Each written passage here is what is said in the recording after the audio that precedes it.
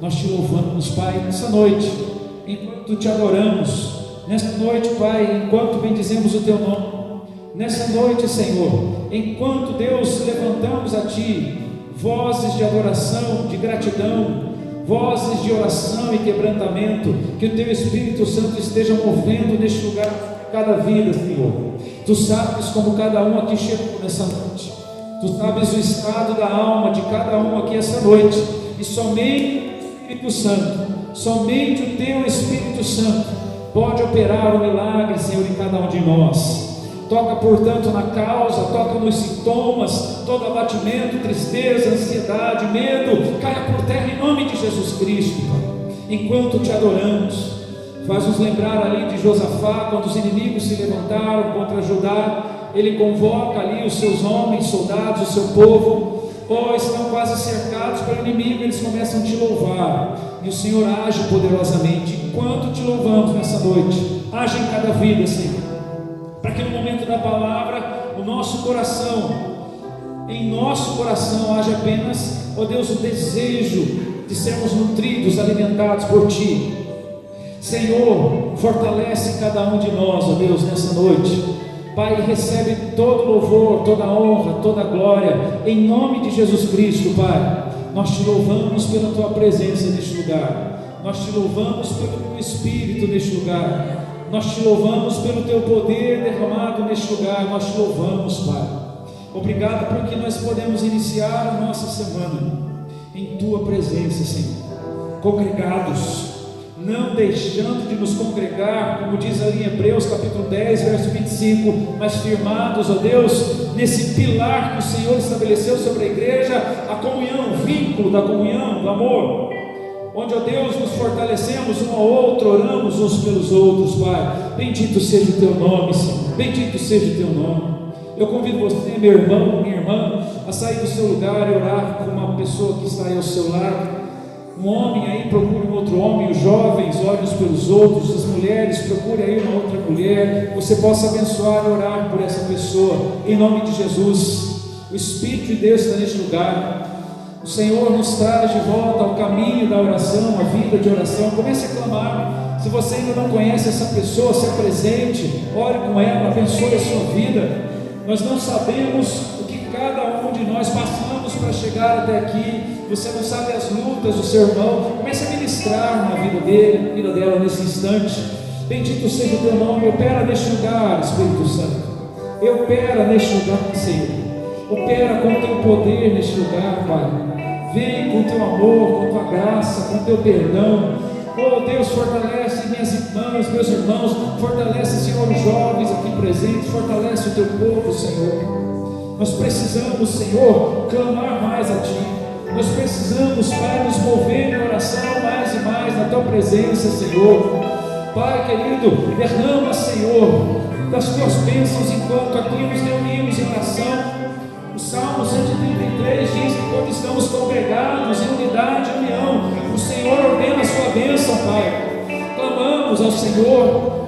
Seja presente em nosso meio, Pai, nesse instante. Fortalece os meus irmãos, enche com o Teu Espírito Santo, anima o coração, em nome de Jesus Cristo, Pai. Nós queremos nos entregar a Ti nesse instante de louvor, adoração, celebrar Tua grandeza, cantar quem Tu és, cantar as Tuas obras. Louvado seja o Teu nome, Tu és bendito, Senhor. Santo, santo, santo, santo, santo é o nome do Senhor. Oh Deus, Tu és bem-vindo neste lugar. Espírito Santo, Tu és bem-vindo neste lugar. Nós dependemos de Ti, Espírito Santo. Nós dependemos de Ti, Espírito Santo, a cada dia. Nós dependemos de Te ouvir, Espírito Santo. Nós dependemos, Espírito Santo, que o Senhor dia a dia nos convença do pecado, da justiça, do juízo. Nós dependemos de Ti, Espírito Santo, para caminharmos dia a dia frente às batalhas. Nós dependemos do Teu conforto, do Teu consolo, da Tua voz, nos guiando, a palavra de Deus, a verdade. Nós dependemos de Ti, Espírito Santo, para ler a Bíblia. Nós dependemos de Ti, Espírito Santo, para que o Senhor nos esclareça as verdades da palavra de Deus. Nós dependemos de Ti, Espírito Santo, para pregar o Evangelho. Nós dependemos de Ti, Espírito Santo. Oh, aleluia, aleluia, aleluia. Obrigado, Espírito Santo. Obrigado, Espírito Santo. Obrigado, Espírito Santo, pela tua presença neste lugar. Nós te louvamos, nós te bendizemos. Aleluia. Glória ao nome do Senhor Jesus. Aleluia. Dê um abraço nesse irmão, nessa irmã. Diga: o Senhor te abençoe. Vamos louvar ao Senhor. Aleluia. Há uma canção que diz que nós nos tornamos em Cristo terra boa. O Espírito Santo age assim nesse coração, no meu coração, no seu, nos faz terra boa. Diga isso à pessoa que está ao seu lado: você é terra boa, você é terra boa, terra boa, Patrícia, terra boa, é terra boa.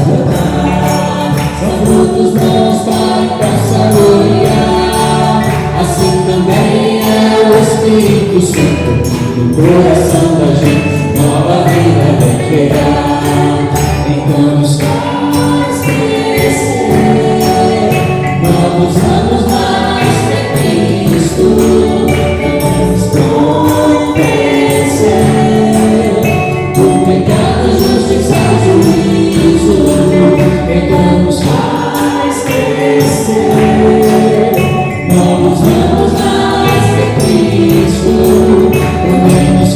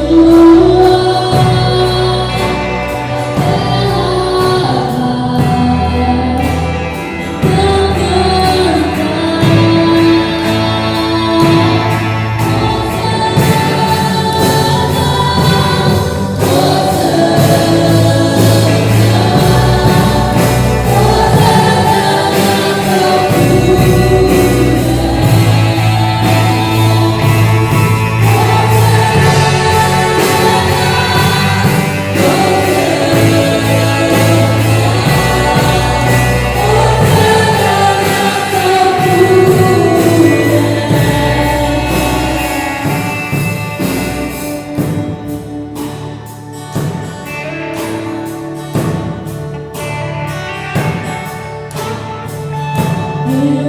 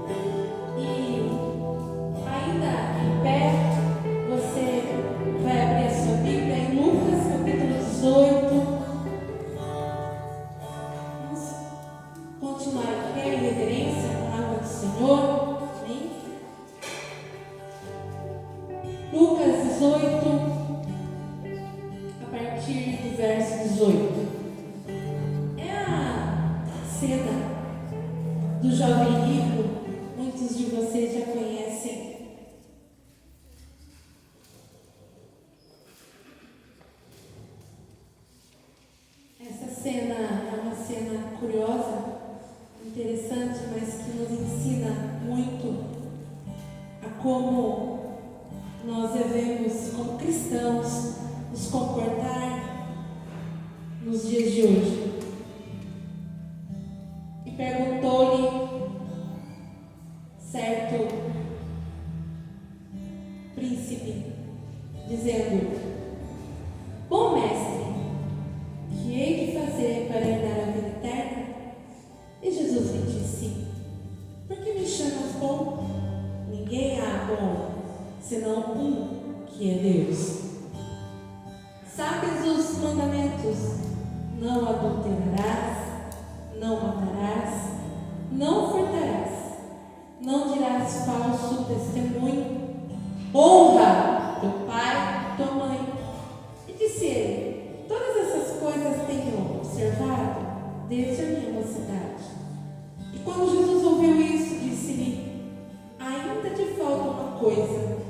Vende tudo o que tens, reparte pelos pobres e terás um tesouro no céu.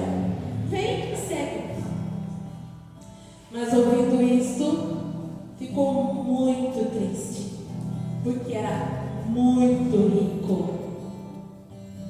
E, vendo Jesus que ele ficara muito triste, disse: quão dificilmente entrarão no reino de Deus os que têm riquezas. Porque é mais fácil entrar um camelo pelo fundo de uma agulha do que entrar um rico no reino de Deus. E os que ouviram isso disseram logo: quem pode salvar-se? Mas ele respondeu: as coisas que são impossíveis aos homens são possíveis a Deus. E disse Pedro: eis que nós deixamos tudo e te seguimos. E ele nos disse: na verdade vos digo que ninguém há que tenha deixado casa, ou pais, ou irmãos, ou mulher, ou filhos, pelo reino de Deus, e não haja de receber muito mais neste mundo e na idade vindoura a vida eterna. Palavra, né? Maravilhosa. E quando eu li essa palavra, eu me lembrei do tempo que nós tínhamos, chamava-se Casa de Paz, né?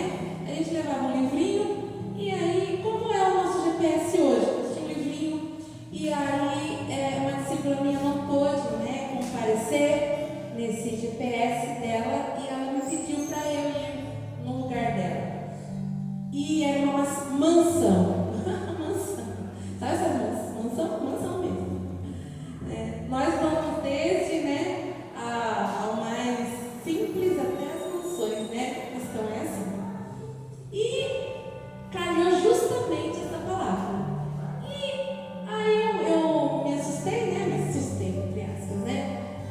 Na verdade, a gente assusta, sempre assusta. Não me acostumo, meus irmãos. Não me acostumo quando eu vejo uma pessoa que já teve contato com a palavra e não entende, né? Mas hoje nós vamos entender melhor por que as pessoas hoje, de um tempo para cá, não estão entendendo muito bem a palavra de Deus, né?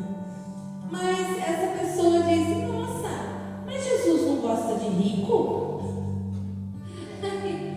Aí eu tive a oportunidade de explicar para ela, né, que Jesus estava dizendo que esse jovem, ele amava mais ao dinheiro, né, do que ele não considerou a pessoa de Jesus na frente dele. Jesus estava prometendo a vida eterna, né, muito mais do que qualquer coisa que nós devemos ter aqui nessa terra. Mas ele não quis, ele preferiu o seu dinheiro e a sua riqueza.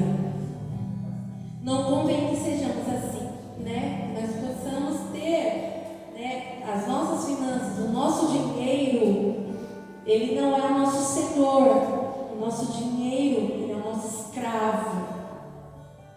E quando nós recebemos o nosso salário nas mãos, né, as primícias já têm endereço. Qual é o endereço? Primeiro, dízimo e as ofertas. O reino de Deus é primeiro. O resto o que sobra, hein? E olha que sobra muito para a gente poder se deleitar do que sobra, né? O que comer, o que vestir, até viagem, né? A gente consegue fazer do que sobra, né? Então, que nós possamos entender como cristãos que nós devemos ter o dinheiro como nosso escravo e como nosso Senhor. Cristo é o nosso Senhor. Ele é o nosso provedor. Ele não deixa faltar nada. Amém? Então, pega aí a sua oferta, o seu dízimo em suas mãos. Vamos consagrar Ele ao Senhor e pedir que o Senhor, através dessa atitude de fé, de obediência, de entregar um pouco do muito que o Senhor tem nos dado, que o Senhor possa repreender o devorador, tudo que não provém dele nas nossas vidas. Pai, em nome de Jesus, quero agradecer, Senhor, pela vida dos meus irmãos.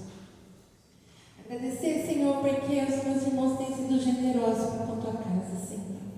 E eu peço que o Senhor nunca deixe faltar, Pai, mas que eles possam ter abundância para poder repartir e compartilhar, Deus. Em nome de Jesus, para que o teu reino se expanda, para que a missão alcance aqueles que estão no cativeiro, Pai. Em nome de Jesus. E dê sabedoria, Deus, para os que estão nesta casa, para administrar de forma consciente, com muito temor, Pai, tudo que entra nesta casa, para a honra e glória do teu nome, Jesus. É o que eu te peço e te agradeço. Amém. Amém, irmãos. Pode tomar o seu dízimo, sua oferta e entregar no cofrinho. Hoje o Juninho vai estar passando. Eu quero agradecer. Aí, essa semana nós tivemos o nosso EBF, Escola Bíblica de Férias, e foi maravilhoso, né? Quero agradecer a Maíra, toda a sua família, né? De forma muito carinhosa, né? Tem observado as nossas crianças e tido um cuidado para, através das brincadeiras, através do ensino, de estar falando do amor de Deus, ensinando os princípios da palavra do Senhor. Então, eu quero agradecer, né, a Maíra e toda a sua equipe, né, do Ministério Infantil. Foi maravilhoso. Teve até futebol aqui. Foi muito gostoso, muito bom. E eu quero agradecer os irmãos de alguma maneira, né, ofertaram em dinheiro, ofertaram os pães, né, as salsichas, teve cachorro quente aqui, né, o bolo. Então nós agradecemos aí os irmãos. Amém? E também, já essa semana, nós vamos estar enviando outra lista para os irmãos, e se os irmãos puderem contribuir de alguma maneira, porque dia 1º de agosto nós vamos participar com a barraca de doce, né, lá no Engenho Central, porque é o aniversário da nossa cidade, dia 1º de agosto. E tem uma festa cristã que nós participamos todos os anos, que chama Véu da Noiva, né? E nós já faz 12 anos que existe essa festa, né? É uma festa muito grande, atrai muita, interdenominacional, tem dança, tem teatro, tem música, né? E no final os pastores da cidade, né? Enfim, tem batista, metodista, quadrangular, assembleia, enfim, vários pastores de diversas denominações vão estar ali reunidos para abençoar a nossa cidade, tá? E aí, nós entramos com a barraca de doce. Tem várias barracas lá, beneficentes para projetos, né? E aí eu peço para que os irmãos colaborem de alguma maneira, né? Para ajudar da gente estar levando os doces lá e levantar recurso para o nosso projeto. Amém? Mais alguma coisa, pastor? Você termina. É isso aí. Próximo sábado, está aí minha filha falando que tem um encontro das meninas, né? Vai ser que horas? 22 às 2 horas. Que festa, outra cama para dentro. Dia 22, às 14 horas, vai sair aqui da igreja? Vocês vão se encontrar aqui na igreja ou lá na pracinha? Aqui na igreja, então, às 14 horas, sábado que vem. Faixa etária? De 11 a 69 anos. De 11 a 69 anos. É aí o tempo das meninas aí, tá? Irmãos, a festa Véu da Noiva conseguiu um lugar muito especial na agenda cultural da cidade. Eu lembro que eu trabalhava no Conselho de Pastores de Piracicaba.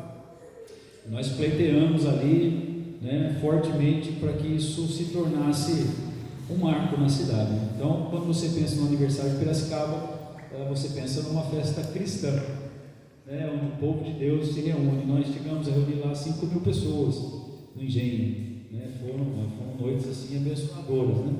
É assim, um espetáculo, tudo acontecendo, né? Tem um roteiro. Eu já trabalhei na direção musical, já trabalhei tocando, cantando, já trabalhei na parte do alvará lá do bombeiro, né, correndo atrás disso. Trabalhei, enfim, no roteiro, passando algumas madrugadas com o Márcio Praga, lá em casa, à base de Yakult e café, uma mistura que eu não aconselho que você faça.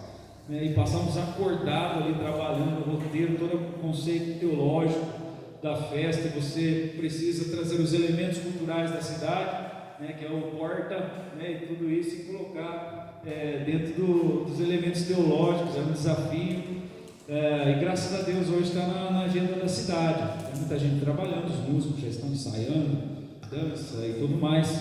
E nesse ano nós conseguimos a Barraca dos Doces, como a pastora falou, para ajudar o nosso projeto, né, nosso projeto Secado, que está fazendo aí 5 aninhos juntamente com a igreja, esse mês, 5 aninhos, né? Que trabalha em ensino musical, que trabalha em força escolar, que trabalha assessoria jurídica, o box, né, atividade esportiva, tudo gratuito, né? Então, você possa nos ajudar para levantar os morangos, chocolate e tudo mais, né? Quero chamar aqui as crianças, por favor, para nós orarmos para elas subirem ali para a classe. Chega aí, criançada, Cadu, Dani, Aju, né? Vamos orar por elas, vamos para a classinha agora. Maíra que dá aula hoje? Senhor Jesus, muito obrigado, Pai, pela vida das nossas crianças, ó Deus, que estão aqui hoje reunidas no culto ao Senhor. Pedimos que o Teu Espírito Santo possa falar ao coração de cada uma delas nessa noite. Usa a vida da professora Maíra, Senhor, no poder, na graça, no discernimento e sabedoria. O Senhor as abençoe em nome de Jesus Cristo, Pai. Que assim seja. Amém, Jesus. Deus abençoe, pessoal. Irmãos, eu tenho feito a exposição 3 capítulos nós já expomos do livro de Neemias. Muito embora tenha um intervalo no domingo passado, né, para falar sobre o conceito de igreja mesmo, que é o aniversário da igreja, mas eu vou retornar a Neemias na próxima semana, tá? Quero compartilhar um texto devocional com os irmãos hoje, que se encontra em 2 Tessalonicenses, no capítulo 2. É um texto devocional de extrema urgência para os nossos dias. E peço aos irmãos que prestem muita atenção nesse texto. O apóstolo Paulo escreve 2 cartas aos Tessalonicenses por volta do ano 50 depois de Cristo. E esta igreja tornou-se relevante. Essa igreja, o seu referencial era a fé e era a constância. Essa igreja, o seu referencial era uma estabilidade cristã, muito bem fundamentada em Jesus, e fazia a obra de maneira constante, sem recuar.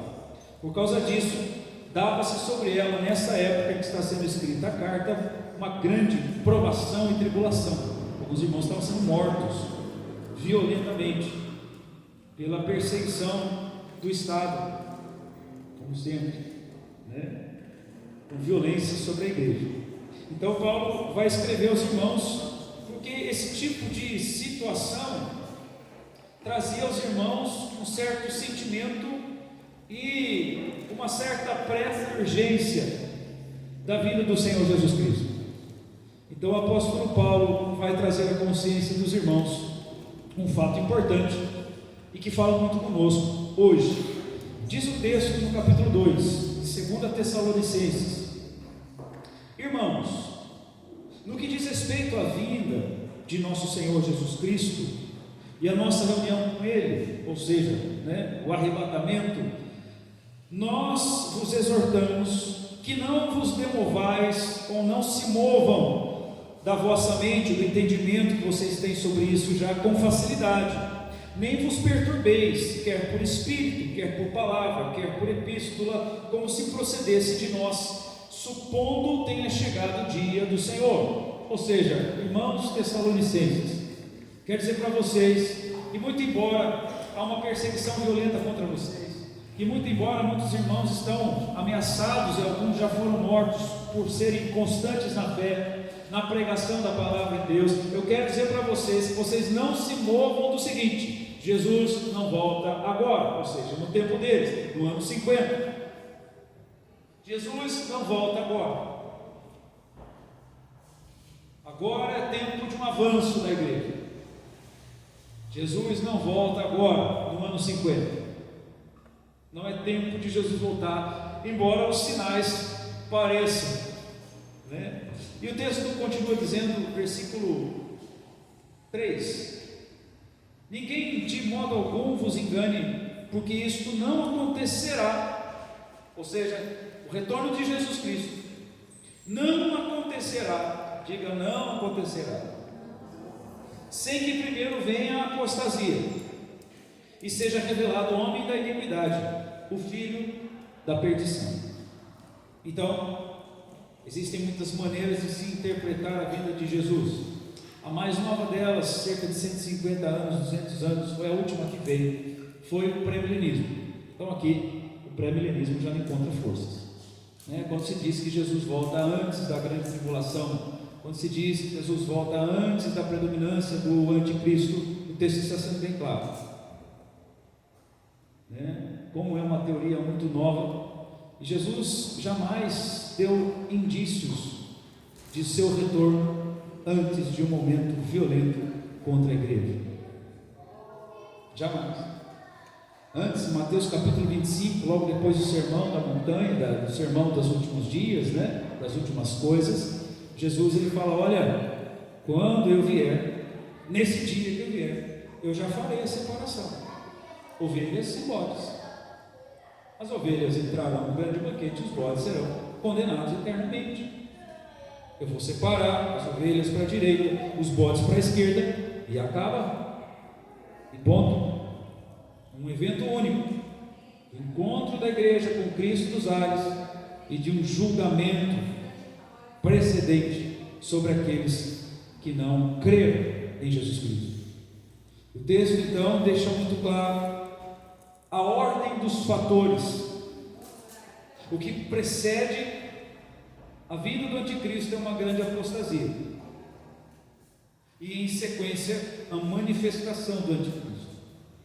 E o texto continua, versículo 4: o qual se opõe, esse anticristo que se levanta, se opõe contra tudo o que se chama Deus, ou objeto de culto, a ponto de assentar-se no santuário de Deus, ostentando-se como se fosse o próprio Deus. Então ele vem com um propósito de engano, de ludibriar. Ele vem com o propósito de ser ovacionado, de ser aplaudido, de ser aquele que resolve os fatores importantes acerca da minha e da sua humanidade, acerca da minha vida e da sua vida, acerca dos problemas sociais, econômicos. É alguém que parece estar muito bem intencionado para ser ovacionado, aplaudido e reconhecido e adorado como um Deus, mas ele não é Deus. E o texto continua dizendo: não vos recordais de que ainda convosco costumava dizer-vos essas coisas? E agora sabeis que o que detém o anticristo, que dá a ele limites, para que ele seja revelado somente em ocasião própria. Com efeito, o mistério da iniquidade já opera e aguarda somente que seja afastado aquele que agora agora o detém. Então, será de fato revelado o iníquo, a quem o Senhor Jesus matará com o sopro de sua boca, e o destruirá pela manifestação da sua vinda. Ora, o aparecimento do iníquo é segundo a eficácia de Satanás, com todo o poder, e sinais, e prodígios da mentira, e com todo engano de injustiça aos que perecem, porque não acolheram o amor da verdade para serem salvos. É por este motivo, guarde isso, irmãos, é por este motivo, pois que Deus, não é Satanás, mas que o próprio Deus lhes manda a operação do erro, para darem crédito a mentiras. Esse ponto, ele é nevrálgico aqui, é muito importante, Deus,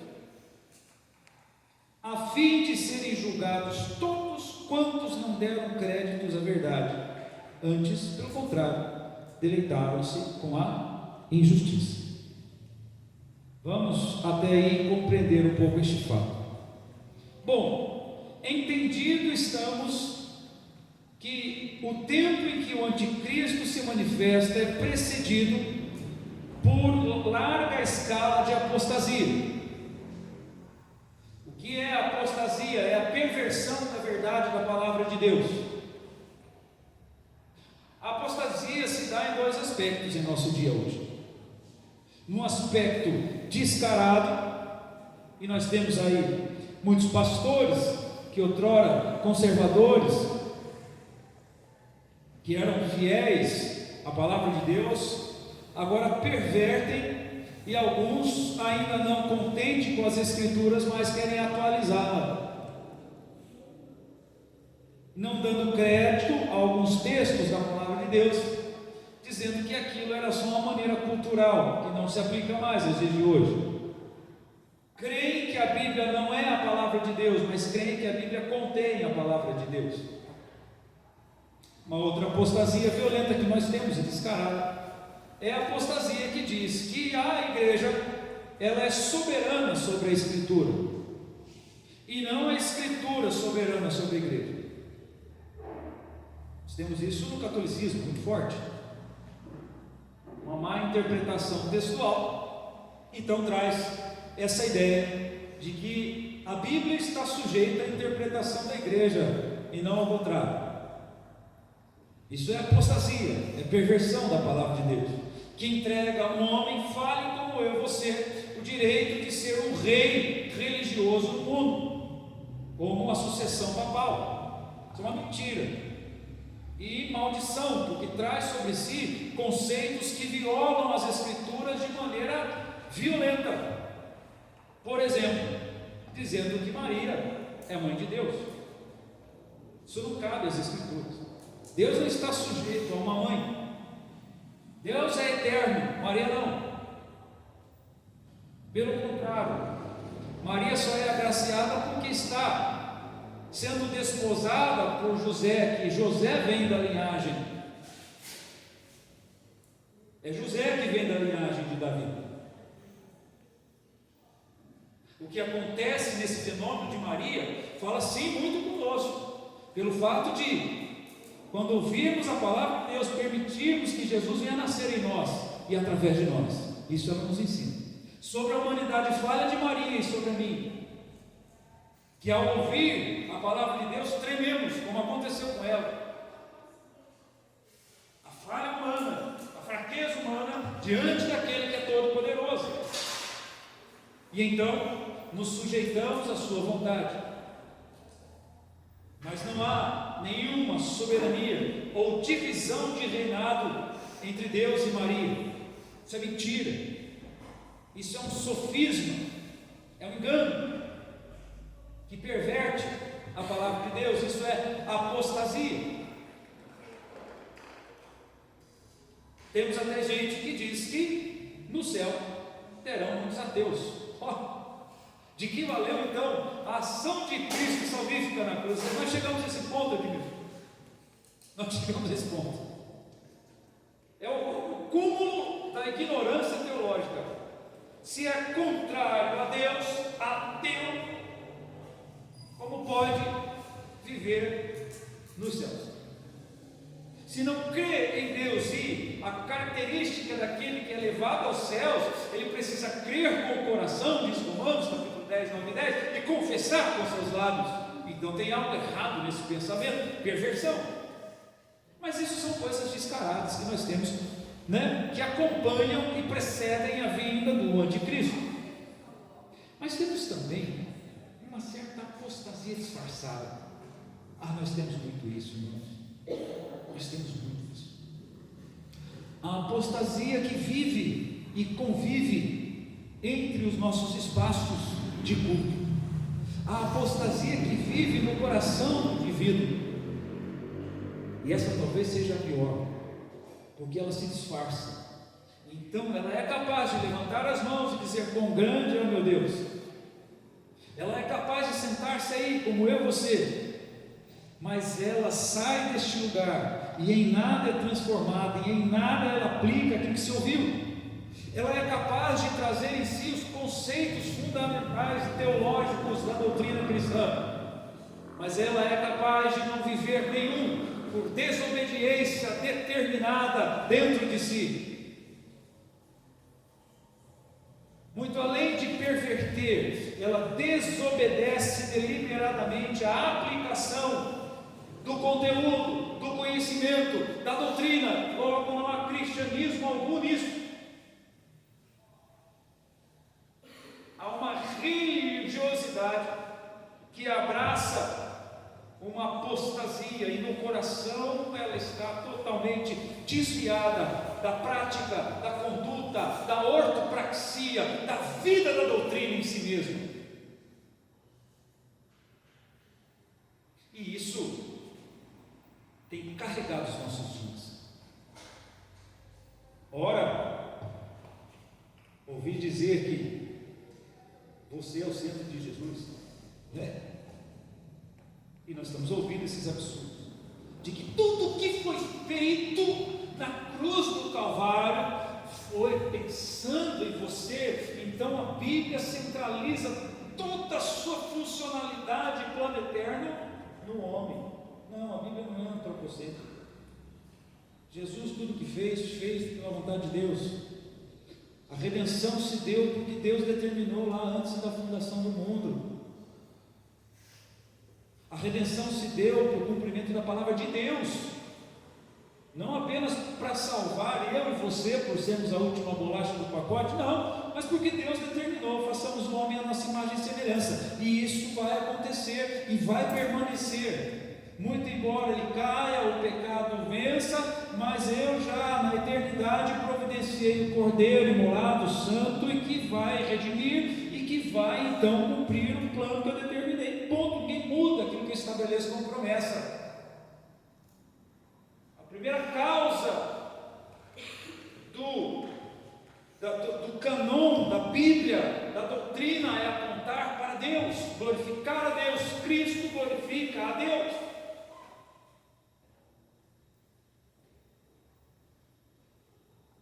Nós temos então esses dois tipos de apostasia.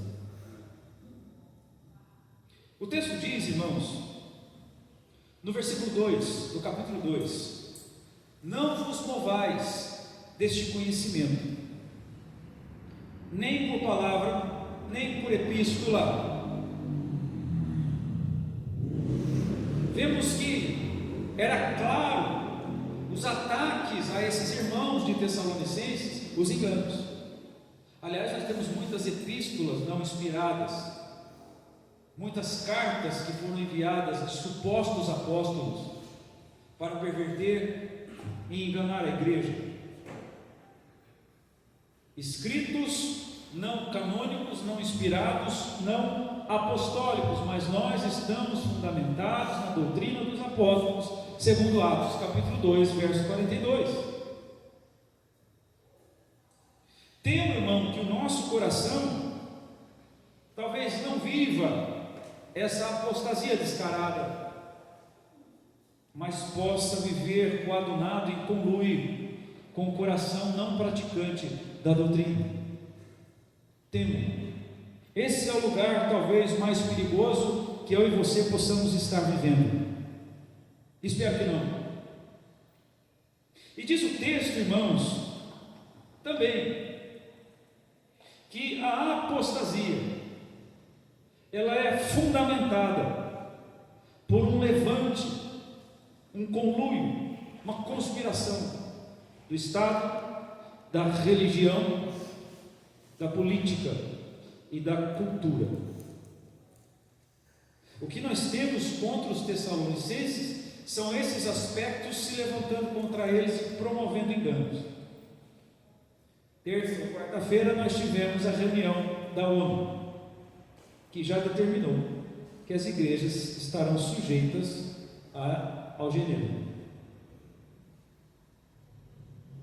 Já é um acordo mundial de que a igreja deverá se submeter aos gêneros e respeitá-los e tê-los dentro das suas paredes e permitir o que tiver que permitir acerca deles. Mas não fique bravo, não, com o Estado. Dê glória a Deus. Dê glória a Deus. Porque tem a agenda 2030. Não esqueça isso. Isso não é agenda de 2030. Você acha que é a agenda do homem isso? Vocês acham que isso está acontecendo na agenda do homem, irmãos? Para com isso. Está muito enganado.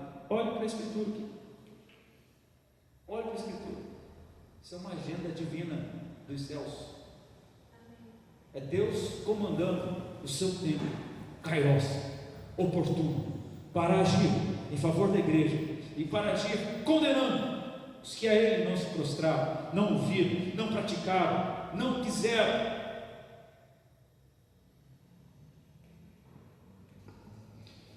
Esse levante desses aspectos do Estado, da religião, da cultura, da política contra a igreja faz parte da história, irmãos.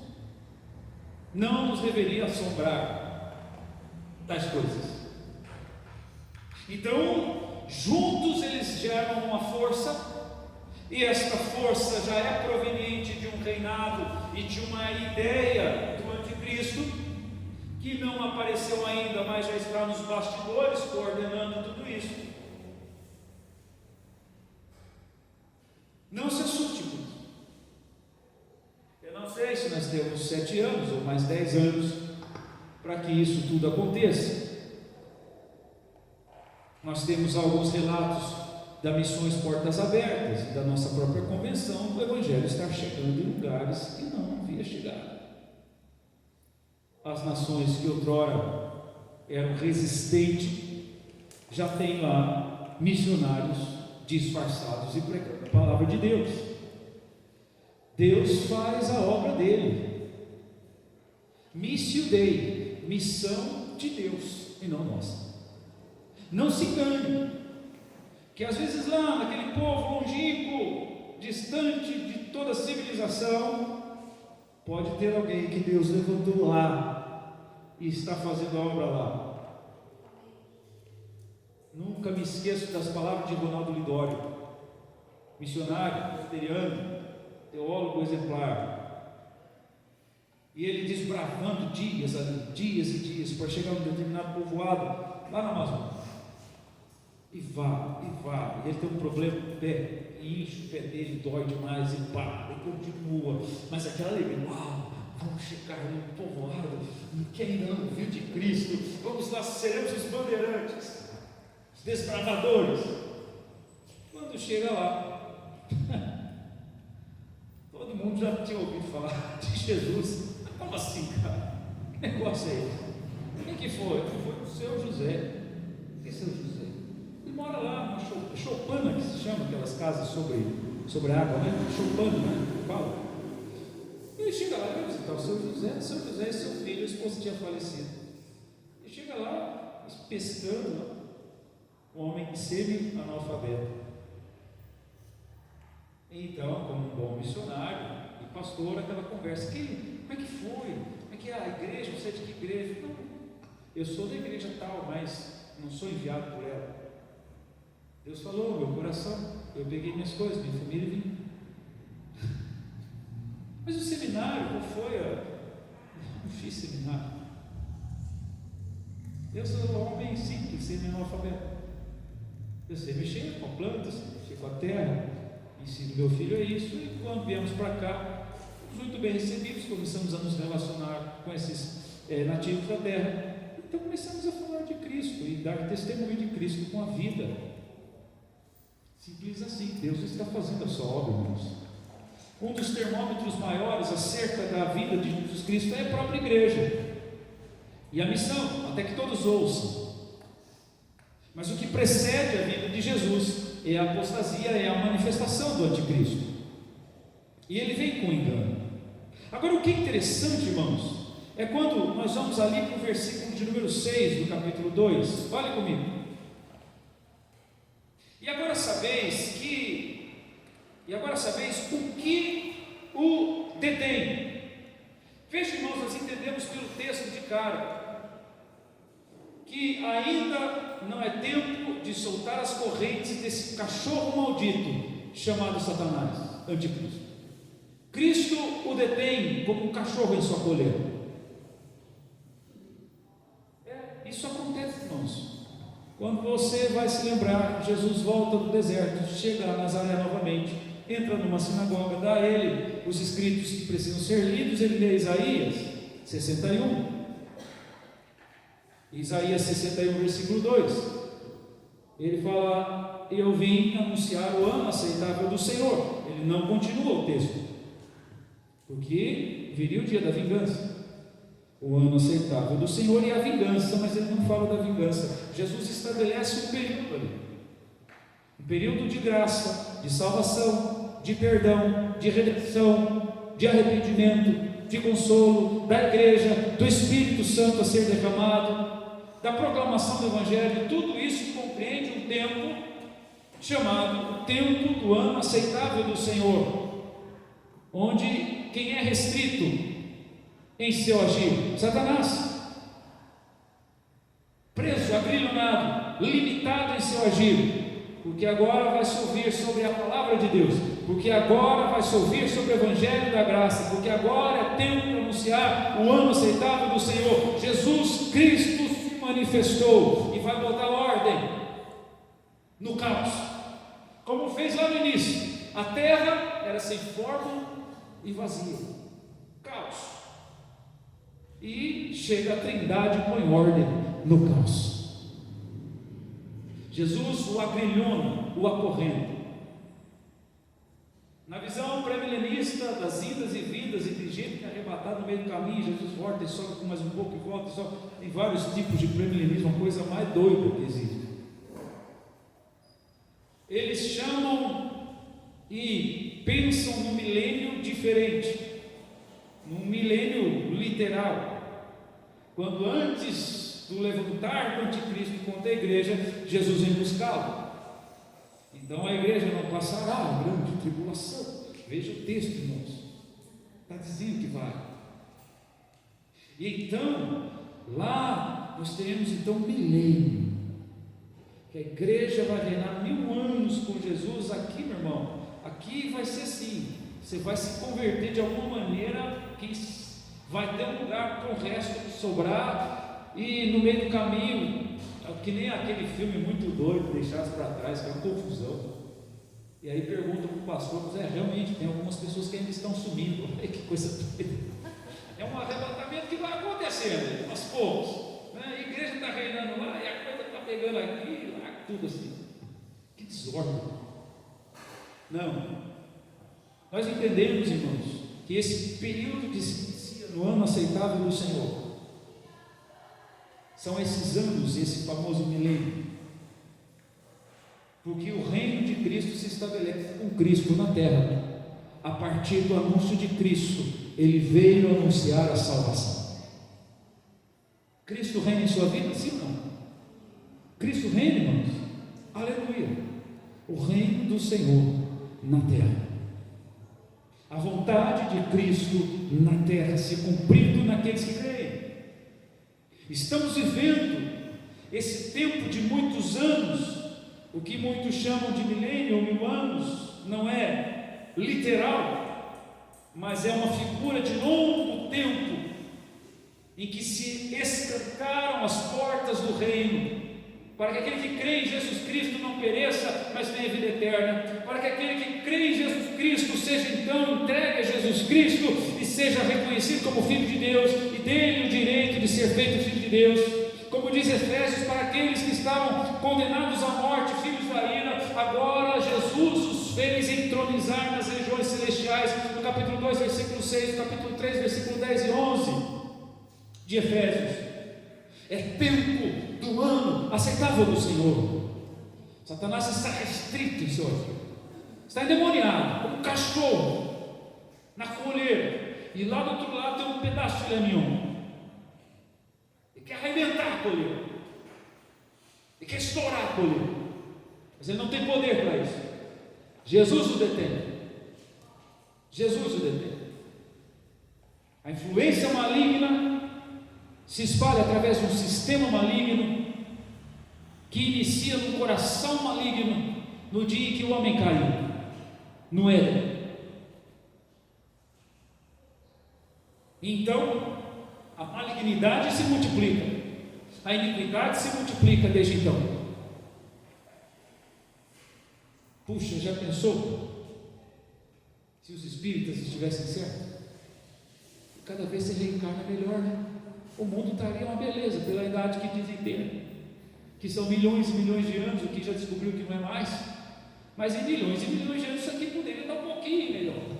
Fala sério, não é? Sem estupro, né? Sem pedofilia, sem imposto, né? Exagerado, sem políticos, olha que maravilha, isso teria sido maravilhoso, mas não deu certo.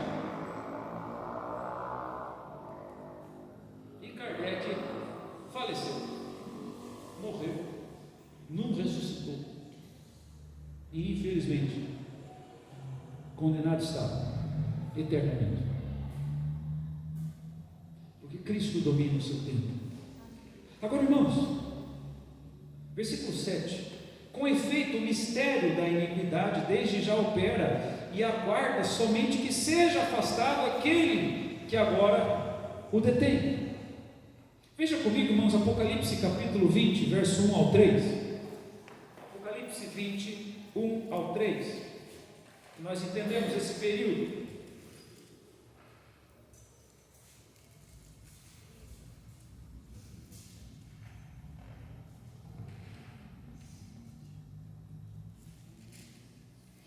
Versículo capítulo 20, verso 1 ao 3. Diz o texto: então vi descer do céu um anjo, tinha na mão a chave do abismo e uma grande corrente.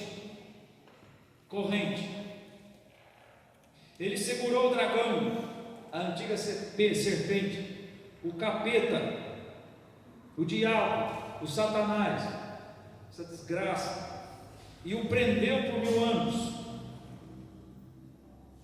Lançou no abismo, fechou, pôs sobre ele selo, para que não mais enganasse as nações, até que se completasse os 1000 anos. Depois disso é necessário que ele seja solto pouco tempo. Há portanto um grilhão que o segura, para que ele não exerça sua mais perversa malignidade ainda. E nesse tempo do ano aceitável do Senhor, os filhos de Satanás estão sendo revelados, mas também os filhos de Deus estão nascendo em Cristo Jesus, o que é ano de salvação.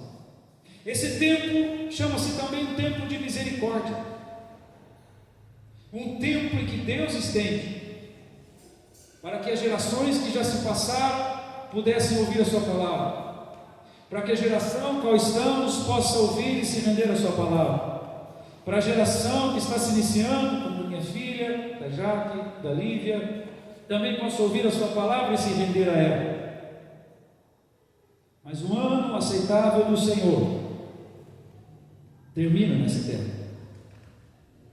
E então nós entendemos o que vem em sequência no versículo 8: então será de fato revelado o iníquo, a quem o Senhor Jesus matará com o sopro de sua boca, e o destruirá pela manifestação da sua vinda. O anticristo estará reinando quando ele se manifestar em glória. E veja o texto, irmãos, no versículo 9: o aparecimento do iníquo é segundo a eficácia de Satanás, com todo o poder, sinais, prodígios da mentira. Mentiras como vamos resolver o problema do mundo, fique tranquilo, nós vamos apaziguar tudo, nós vamos trazer segurança, vamos estabilizar a sua vida econômica. E enquanto isso, ele é exaltado. E infelizmente o homem tem esse crédito pessoal em si mesmo acerca da personificação. Ele adora homens. Às vezes eu fico vendo alguns cartazes, gente, e eu fico pensando em Jesus Cristo, sabe? Então você vê lá um cartaz de uma conferência, quem estará lá? Fulano de tal, a voz de furacão, e o rugido de não sei o que, e o manto de não sei quem. Personificação. Quer dizer que aqueles homens farão diferença no evento, na conferência. E eu fico imaginando, parece aquela cena do The Chosen, terrível aquela cena, cena ruim. Os discípulos armam todo um teatrinho, umas cortininhas, que Jesus vai se apresentar para a multidão. E Jesus vai entrando e abre as cortininhas. Isso existe, irmãos. Pelo amor de Deus, vamos olhar para a Bíblia, lê a Bíblia, por favor. Mas diante daquele que vem não para resolver uma conferência, mas ele vem para resolver o estado do mundo, gente. Paz, proteção, segurança, economia estabilizada, uau, tudo que eu preciso. E dizem os desbravadores dos neopentecostais e pentecostais violentos: terra, o negócio deles é terra, o meu não. A terra agora invadida por paz, suposta paz. Que delícia!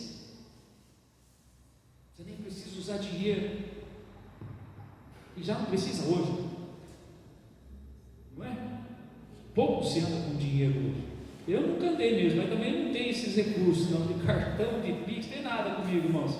Fala, se o ladrão vier roubar eu, ele vai deixar pelo menos R$2 comigo para ir embora de busão.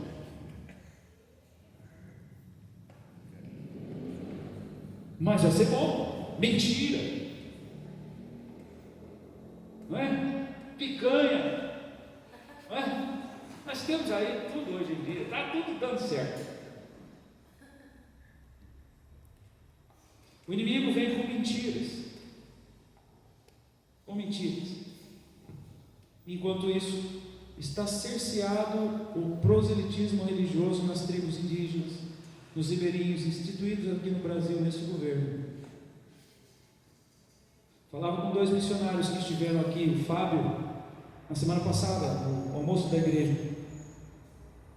E eles foram expulsos do Amazonas. Não só ele, como outros missionários que foram descobertos pelo atual governo, foram convidados a se retirar de suas atividades cristãs, nos ribeirinhos e nos povos indígenas. Não pelos indígenas, mas pelos órgãos do governo, porque é decreto do atual governo. Então veja, Satanás está agindo não contra a população, mas contra a igreja. O mundo hoje trabalha em comum acordo contra a igreja. Mas o que me assusta, irmãos, em toda essa questão, é quando eu olho para o versículo 10 e o versículo 11, que eu falei para vocês gravarem. E com todo o engano de injustiça aos que perecem, porque não acolheram o amor da verdade para serem salvos. Esse é o primeiro ponto. Os que então, os ímpios que negaram a Jesus Cristo, estão perecendo e morrendo por causa do engano, da mentira, da injustiça. Quando, por exemplo, eu digo que você pode ser o que quiser nessa sociedade e expressar o que você bem quiser, Então, quando eu digo que pedofilia não é mais crime, isso é injustiça, mas é uma escolha de gênero. Então, quando eu digo que o ato homoafetivo não é pecado, isso é injustiça, é engano, e os governos estão assinando esses tratados, e as pessoas morrem e estão sendo condenados pela mentira dos poderosos, ou que pensam ser poderosos. Mas isso até não me espanta tanto, porque já faz parte. O ímpio perece mesmo, sem Cristo. Agora, o que me assusta é saber no verso 11: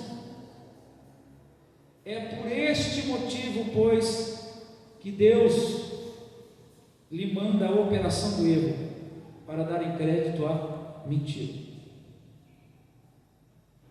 Note, irmãos, que lá no ano 50, quando se escreve essa carta aos Tessalonicenses, não era o tempo, pelo contrário, era tempo de uma fé constante, era tempo de uma fé ativa, era um tempo de, mesmo diante de ameaça de morte, o povo estava animado pregando o evangelho, e tirava os bens dele, o outro irmão já ajudava, e o outro irmão também trazia roupa, o outro irmão trazia o alimento, e aí aquele projeto de igreja, governo de igreja feito pelos apóstolos em Atos capítulo 6, atendiam as viúvas, atendiam as crianças, atendiam os mais pobres, e a diaconia, os presbíteros, os pastores trabalhavam de maneira social com os irmãos que estavam sendo perseguidos. O apóstolo Paulo diz para Coríntios: olha, agora vamos mandar a oferta para Jerusalém, porque a igreja de Jerusalém está sendo devastada em miséria, nós precisamos ajudá-los, porque eles foram as sementes para chegar até vocês no evangelho. Havia essa troca, essa ajuda mútua, era uma fé crescente, muito embora havia a perseguição. Mas veja que no fim dos dias, Deus começa a cerrar e fechar os ouvidos acerca da verdade. Deus já está começando a estabelecer o seu juízo. Deus já está começando a dar o veredito e a sua condenação. Faz-nos lembrar da passagem de Ezequiel, no capítulo 2, eu vou enviar vocês ali, ou melhor, eu vou te enviar, Ezequiel, ali no meio deles, você vai pregar e eles não vão ouvir, porque o tempo do ano aceitável do Senhor já nos foi suficiente para ouvir tudo o que precisávamos ouvir aqui, acerca da palavra de Deus, e já resistiram o suficiente. E a longanimidade de Deus acerca de toda a impiedade do ímpio está se estancando. A palavra, muito embora chegue aos corações, mas encontra nos corações um ouvido que não se abre e que não se submete. E já não será mais culpa das pessoas, mas o próprio Deus está sentenciando a condenação. A palavra que se prega, que eu e você pregamos hoje,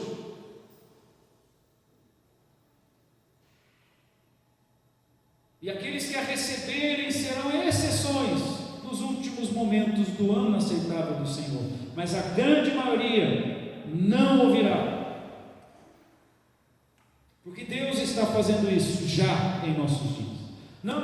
Não há acréscimo de fé, há decréscimo de fé em nossos dias. O avanço da apostasia, as preliminares para a manifestação do anticristo, e a fé não cresce, ela dilui a cada dia, seja no ímpio e seja dentro da igreja. Há um filtro que foi posto. Os jovens dizem que é cedo para ficar vivendo em intensidade essa vida com Deus e da pregação do Evangelho. Os mais velhos acham que fizeram tudo já na obra, então já não há mais tempo para eles. Não é isso que diz Joel, capítulo 2, verso 28. Não é assim que o Espírito Santo age. Mas nós estamos vendo um decréscimo de fé no meio do povo de Deus, a apostasia no meio do povo de Deus, seja ela descarada ou disfarçada,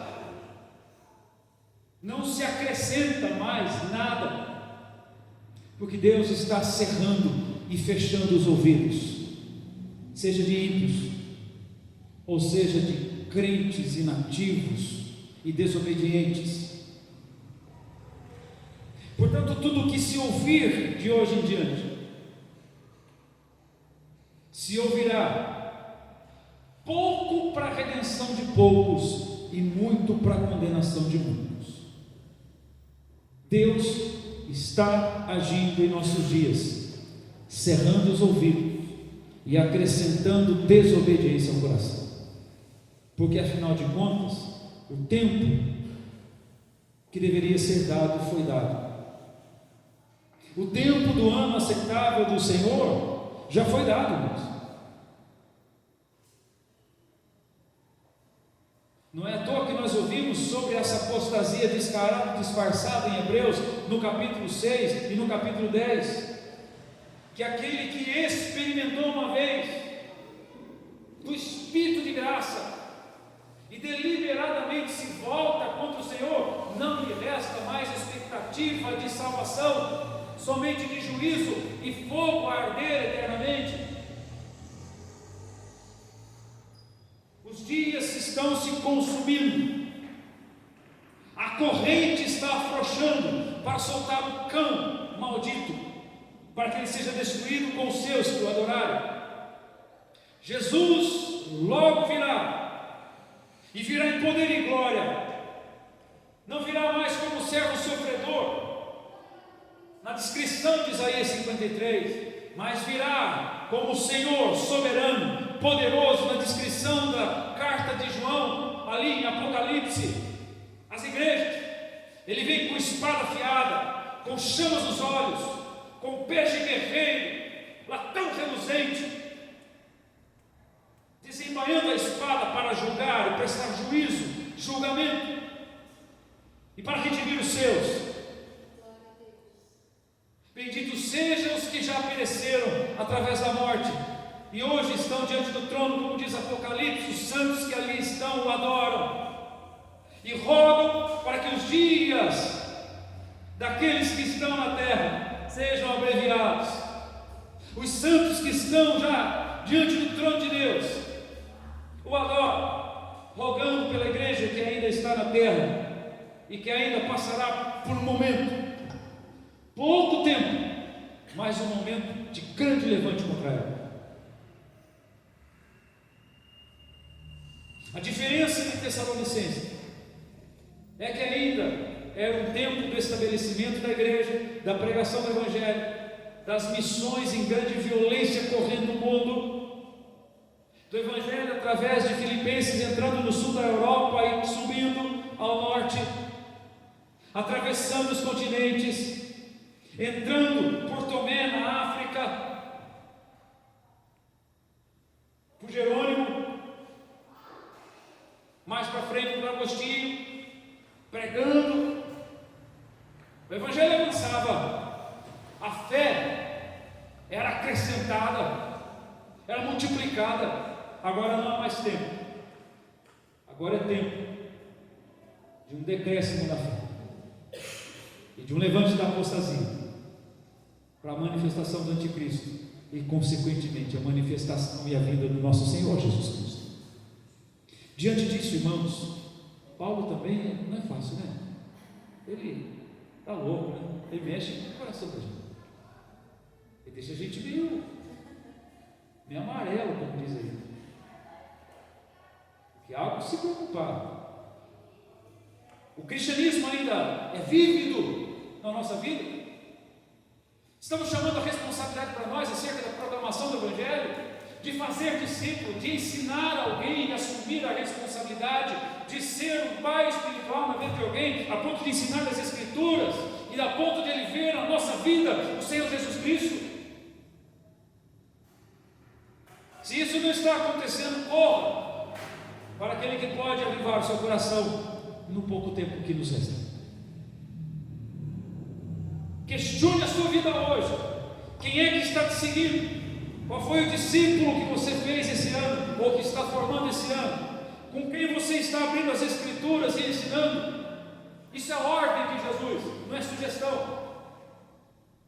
Vinícius pregava ontem sobre 2 Timóteo capítulo 2, e ali as 3 marcas do cristão: soldado, atleta e trabalhador.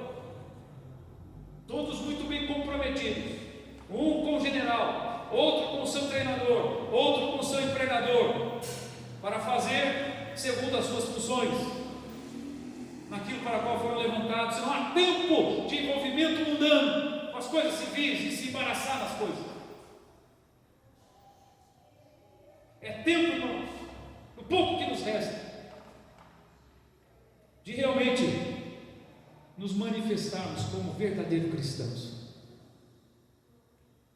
Então Paulo vai dizer no verso 13: entretanto, apesar de tudo isso, apesar de que Deus nesses últimos tempos estará fechando os ouvidos de muitos, inclusive dentro da igreja,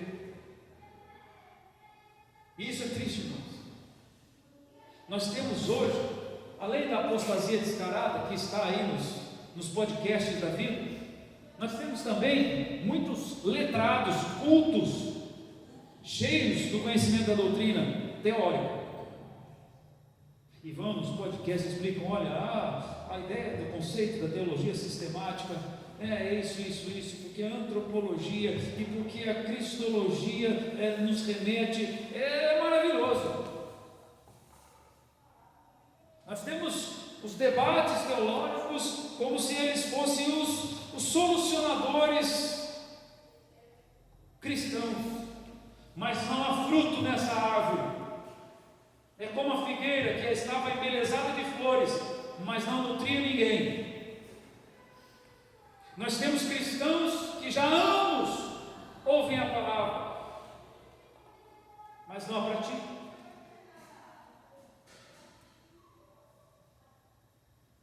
Que vivem como museus, falando do que viveu apenas no passado, mas o Evangelho é para hoje, o Espírito Santo é para hoje, o poder é para hoje, a pregação é para hoje e continuada. Quem é você? Quem sou eu nessa história? Ele está voltando. Diante disso, Paulo fala: entretanto, devemos sempre dar graças a Deus por vós, irmãos amados pelo Senhor. Por que Paulo está dando graças a Deus por essa igreja? Veja no capítulo 1, versículo 3: irmãos, cumpre-nos dar sempre graças a Deus no tocante a vós, como é justo, pois a vossa fé é o quê? Crescente sobremaneira. Há mútuo amor uns para com os outros. Veja no verso 4: a tal ponto que nós mesmos nos gloriamos de vós nas igrejas de Deus, ou nós falamos de vocês, do testemunho de vocês nas outras igrejas, dizendo assim que a vossa constância e fé.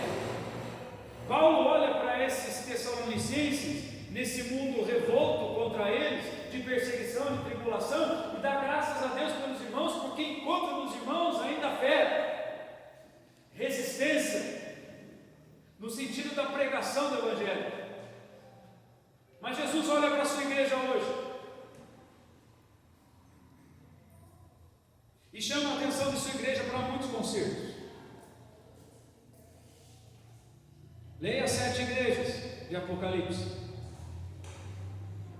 E é interessante que Jesus inaugura, se mostrando a João todo-poderoso, se mostrando a João glorificado, mas depois ele conversa com as 7 igrejas. Por quê? É preciso que a igreja repare os seus muros, assim como Neemias fez. É preciso que a igreja repare a sua vida diante do Cristo, Senhor da igreja, porque a partir disso, no capítulo 6 do Apocalipse, começam os levantes de um tempo terrível de grande tribulação. Momentos e dias em que as pessoas pedirão a morte e não a encontrarão. Isso eu não faço ideia, não consigo Ver isso é demais para a cabeça. Mas Paulo olha para esse povo e dá graças a Deus, porque a fé ainda é constante, porque o amor entre eles, o ato congregacional de comunhão entre eles, do partir do pão, a fragmentação dos bens, acontece entre eles. E diz o versículo 13 do capítulo 2: por isso que Deus vos escolheu desde o princípio para a salvação, pela santificação do Espírito e fé na verdade, para o que também vos chamou mediante o nosso Evangelho, para alcançar a glória de nosso Senhor Jesus Cristo. O Evangelho que a igreja deve se estabelecer, ou seja, a boa nova que a igreja deve se estabelecer, é nas boas novas provenientes dos apóstolos. Paulo é apóstolo. Aquilo que ele fala por palavras para essa igreja, aquilo que ele escreve como epístola é a que vale, porque ele é apóstolo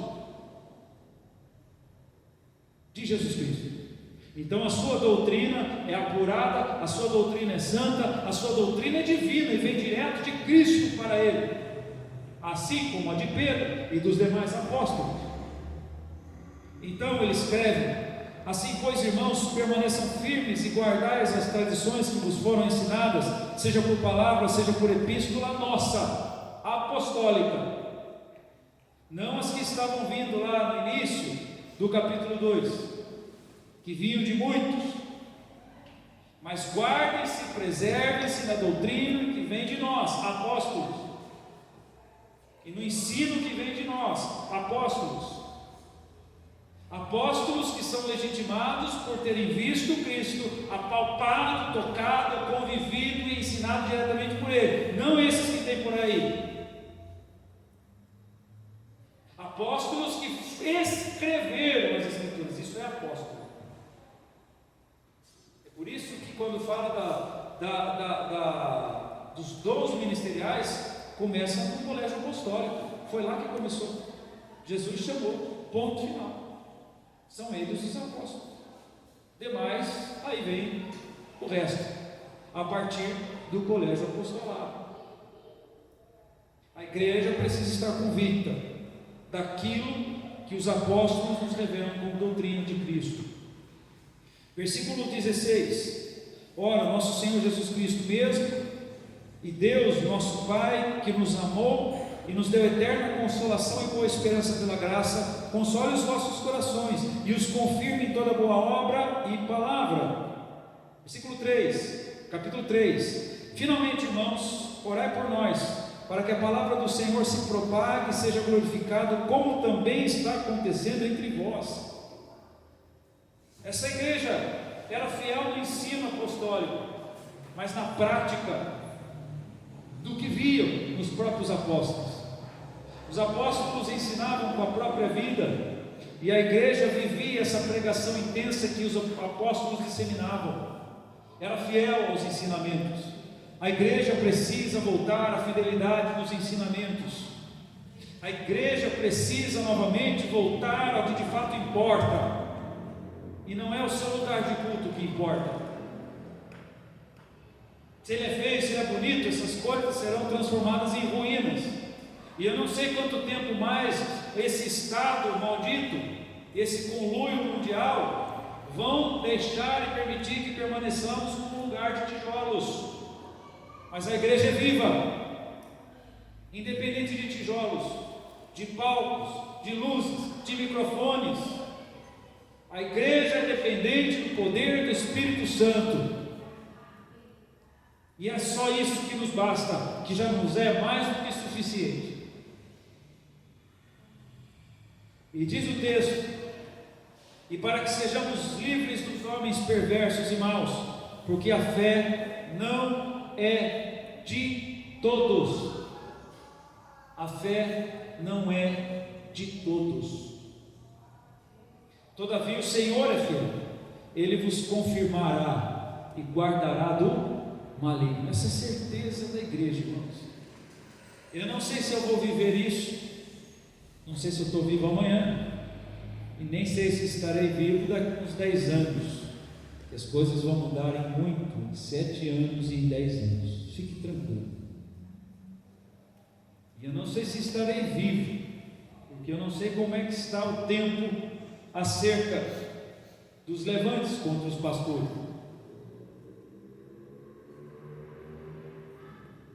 Mas talvez a minha filha esteja, e ela vai ter que ser muito crente. Os nossos filhos talvez estejam, e terão que ser muito crentes e aprender a viver na escassez, e aprender a viver não na fartura, mas na falta, e ser igreja apesar de tudo isso. E eu sei que eu também não queria ouvir isso essa noite, não quis ouvir isso no meu devocional, e você também não quer ouvir isso. Mas eu peço que o seu coração se incline a essa grande verdade: Deus nos guardará do maligno. Porque a igreja não é apenas militante nessa terra, mas em Cristo ela é triunfante. E no dia em que a coisa ficar feia, de verdade, a história nos mostra que o Espírito Santo vem com um poder imensurável. E os homens que enfrentaram a morte por causa da perseguição cantavam nas fogueiras enquanto o seu corpo queimava. Porque Deus nos livra do maligno, porque o Espírito Santo nos fortalece. No meio da fornalha ardente, lá estará o quarto homem, porque Ele ama a sua igreja. E a igreja então chega diante de Cristo ilesa, glorificada, adornada, como noiva pura, santa, porque Ele assim fez. Essa é a igreja do Senhor Jesus Cristo. Nós também temos confiança em vós, no Senhor, e que não só estáis praticando as coisas que vos ordenamos, como continuareis a fazê-las. Olha a certeza do apóstolo acerca da igreja que ele está escrevendo. Eu sei que cada palavra, que cada vírgula que nós estamos ensinando aqui, ela está praticando, mas não só está, ela continuará praticando. Esse é o grande diferencial dos últimos tempos. A igreja não continuará praticando, por causa de um decréscimo na fé. Portanto, irmãos, isso nos chama a atenção hoje para uma vigilância mais acirrada da minha parte e da sua parte. Urgentemente, e não sei como é que você tem tratado o seu tempo. Eu só quero dizer bem claro que o tempo que você tem durante o dia não é seu,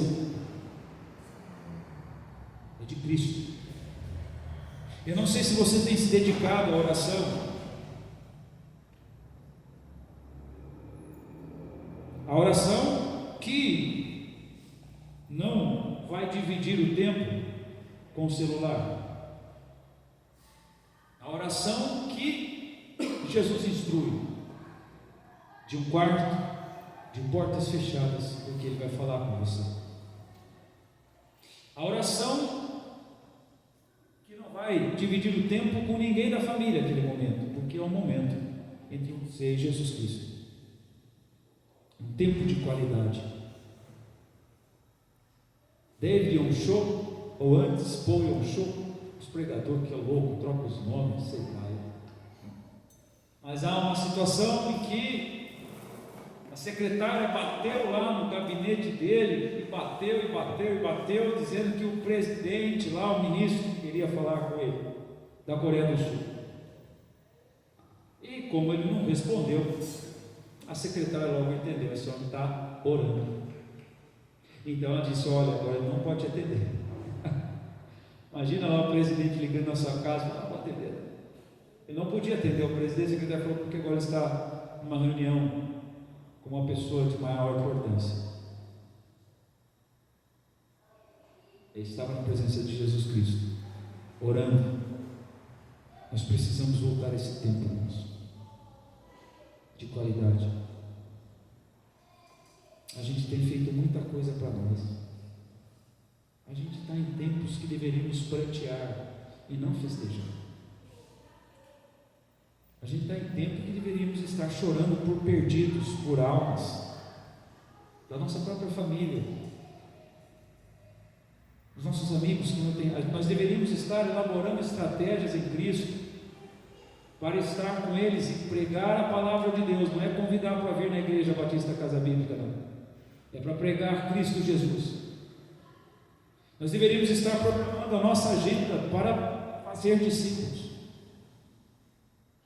para visitar os ímpios, os desviados, para alertá-los do que nos sobrevém. Mas talvez na nossa natureza pecaminosa nós ainda estamos nos dedicando ao trabalho, à carreira e assim. Então é difícil de encontrar um espaço de qualidade para o Senhor Todo-Poderoso, Criador dos céus e da terra. Afinal de contas, a minha vida vale mais, é mais importante.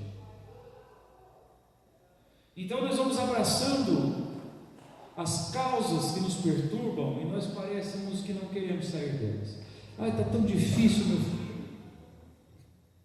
Já preguei tanto para ele. Ai, está tão difícil lá no trabalho, uma luta. Ai, não sei o que eu faço mais. E não desvincula. A Bíblia diz: se tivermos feito a obra de Deus, se tivermos pregado a palavra de Deus e as pessoas não quiseram, tira o pó da sandália e vai para outro. Como dizem por aí, perdeu o ladrão. Chegou a sua vez, você não quis, parte para outra. Você não tem que ficar segurando o que está difícil, irmãos. Isso não é problema seu. Volte às Escrituras, volte a servir a Deus, volte a congregar, volte a participar dos eventos de evangelismo da sua igreja, volte a participar dos cultos, volte a participar do GPS, volte a participar, volte a pregar, volte a chorar por vidas, porque o que resta para a igreja, meus irmãos, é um pouquinho de tempo. E fique tranquilo que você vai ver que você não é senhor das coisas que tem, porque até o que você tem será tirado. Em breve, a liberdade nos é tirada, já está sendo.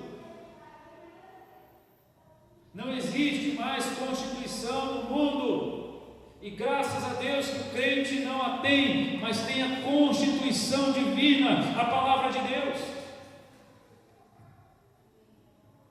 É tempo, irmãos, de nos arrepender, porque Jesus está voltando, mas antes dele, a apostasia está ceifando, há um decréscimo na fé, há um crente vacilante, há um crente que ouve e não pratica, há apostasia disfarçada, há um engano, as sugestões malignas que vêm do Estado, da cultura, dos políticos,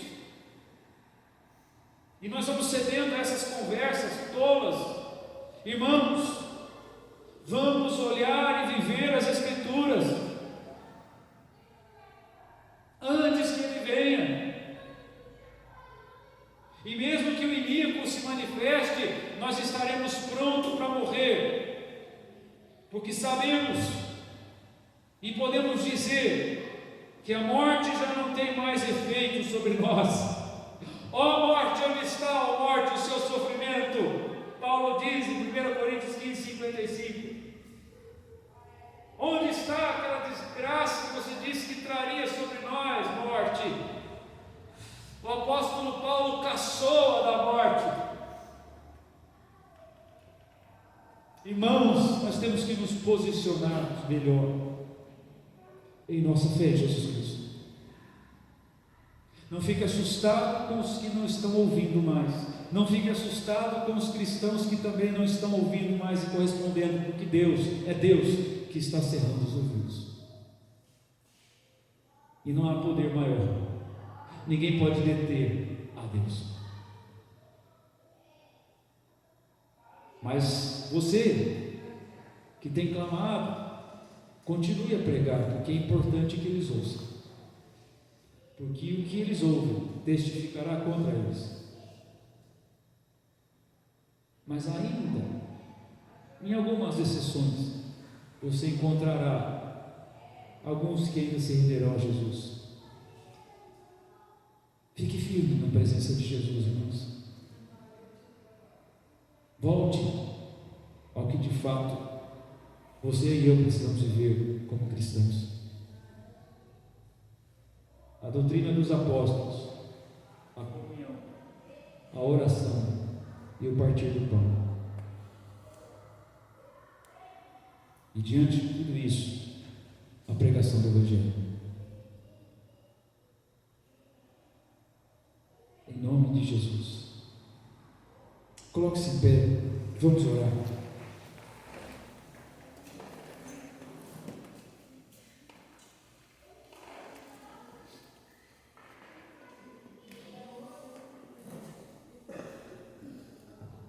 Senhor, nosso Deus e nosso Pai, nós queremos te dar graças por essa palavra.